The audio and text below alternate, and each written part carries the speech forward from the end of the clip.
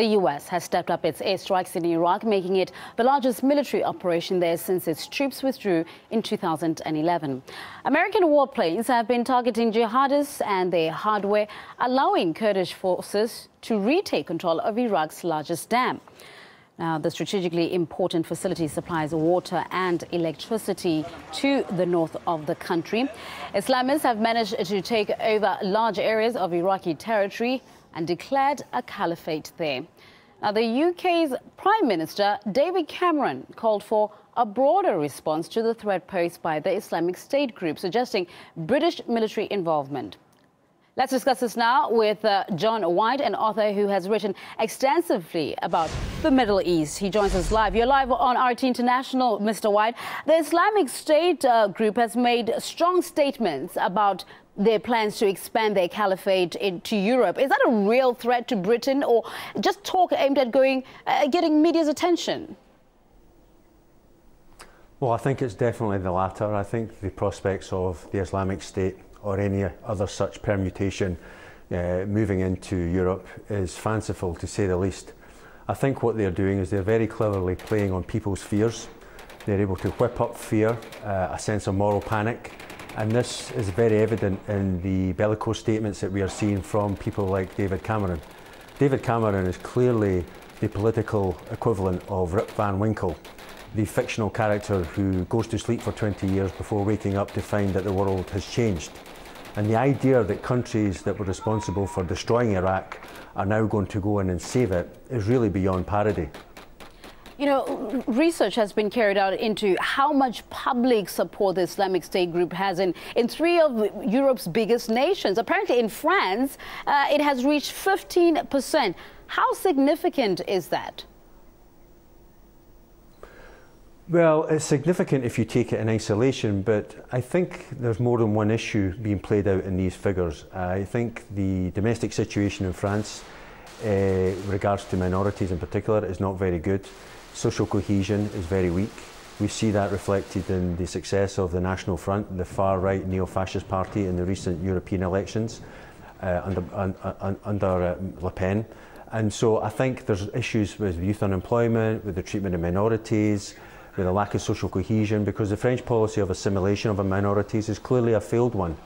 If you compare that to Britain, where we have a policy or a principle of multiculturalism, whilst not perfect, it certainly helps in terms of respecting the right of minorities to practice their religion and culture without too much molestation from the state. I don't think that's the same situation in France, and I think these figures reflect that. But it's also the fact that 3 decades and more of Western intervention in the Middle East, the slaughtering of millions of people, or helping in the slaughter of millions of people across the Middle East, Libya, Syria, Iraq, Afghanistan, the double standards when it comes to Israel-Palestine. I think this has now been reflected in Western public opinion, not just amongst Muslims, by the way, in general. I want us to just elaborate a little bit more on what you just touched on there in terms of the demographics. Staying with France, those aged 18 to 24 are shown to be the ones who are mostly supportive of this Islamic State group. The demographics, how big of a role do they play in things like this? And should we be worried that, like you said, minorities and those who feel that they're a little bit sidelined in society are actually going to join and supporting such radical groups? Well, we should definitely be worried. I mean, the only way to defeat an idea is with a more powerful idea. And that more powerful idea at this point is lacking. We have mainstream parties who follow an ironclad consensus when it comes to the economy, when it comes to foreign policy. The youth are have never been more alienated all across Europe under the rubric of austerity, which is really just a mass experiment in human despair. Young people, especially from minorities and from low-income backgrounds, are having a hard time. So this is going to create a backlash, and we're seeing that backlash. But clearly there's a worry that the sentiment towards an opposition is being funneled to fanatics such as the Islamic State, formerly called ISIS. It's certainly a worry. But I think there's more than one issue being played out in these figures, as I said. I think the domestic issues in France, domestic situation in Germany and all across Europe is being bound up in these figures. Young people have never been more alienated than they are now. So clearly something has to be done to address their concerns. Right. Staying with what you've just said, domestic issues could be behind some of these figures. 33% on that same research say that they blamed Iraqi instability on the US-led war. Do you agree with that? I think that's absolutely self-evident. What we have seen exposed in the last week or so is that the moral high ground from which the US and its allies have long lectured the rest of the world on democracy and human rights and international law is in truth a stinking, smouldering dung heap of hypocrisy and double standards.